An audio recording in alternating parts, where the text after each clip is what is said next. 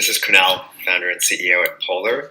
We published an updated white paper on the state of digital media, and this is a very quick run through of a couple of high-level points we want to emphasize for our publisher partners like yourselves. So, at the high level, the digital ad market is growing 15% globally, year over year. Impressive growth. It's the only part of advertising, frankly, that's growing.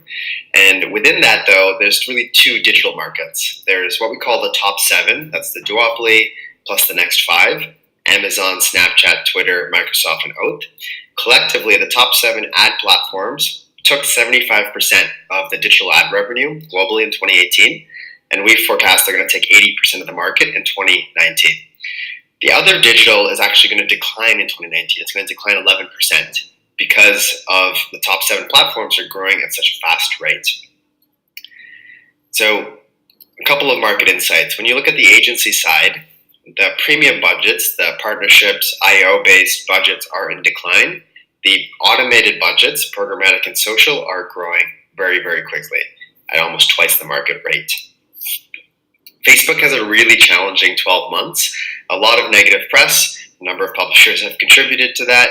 But despite that, only 1 in 5 marketers are saying they're going to decrease Facebook ad spend. So it hasn't really affected their growth. Now, something telling around Facebook is their desktop revenue is now in decline. So desktop is declining 6% year over year for Facebook. Print is declining 10% year over year. So we think that this might be a leading indicator and that publishers may start to see desktop revenue decline as advertising dollars shift increasingly towards mobile.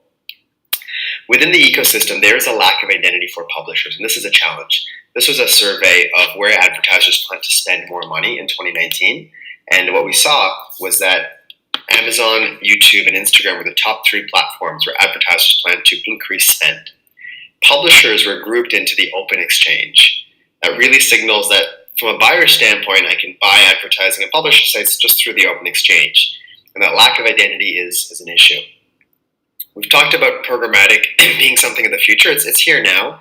84% of mobile ad revenue was transacted through programmatic channels. 81% of video ad revenue is transacted through programmatic channels.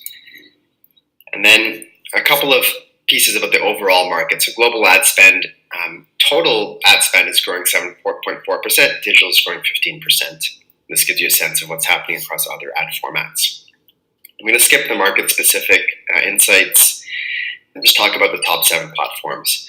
So the top 7 platforms collectively generated $200 billion in ad revenue last year, and that'll grow 20% to $245 billion, which means the rest of the market will shrink 11%. This gives you a sense of the top of the revenue for these top 7 platforms. So the market share for everybody else is 25%, and that's going to shrink to 20%. A couple of insights. So Google is very focused on their O&O business. This is directly from their financial statements. They make 87% margin on O&O, and O&O means search and YouTube, a bit of Gmail and Play. The network business, which is DFP and AdX and Ad Manager and what they do for the rest of the web, is only 17% of their business, but more importantly, it's only 30% margin. So Google does not make a lot of money from the network business relative to their O&O business. So as they continue to double down on O&O, Google is going to look and feel a lot more like a closed platform.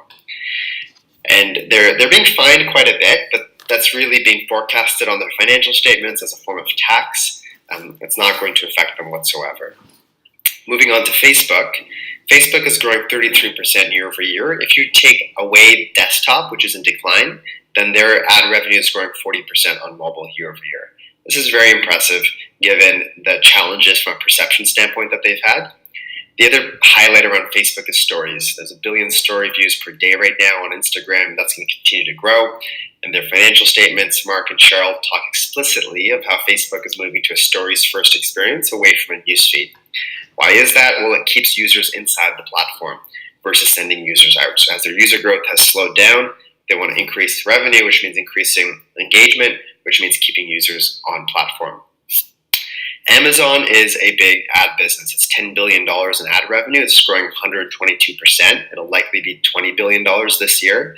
And only 4% of their ad revenue, total revenue, is from advertising. Twitter is super interesting. Their user base is in decline, but their ad revenue grew 29% last year. And they credit increasing ad engagement rates by 50% as the reason for doing that. So Twitter is a great example. Like, they're not as large in terms of sales teams and tech teams as the duopoly, and despite a declining user base, they still managed to grow revenue at a pretty impressive rate. Snapchat similarly is also losing users, but their ad revenue is growing 43% year over year, and they credit a lot of that to self-serve advertising. 85% of their advertising revenue is now self-serve. It was 35% a year ago. That's a couple of thoughts on the Make platforms.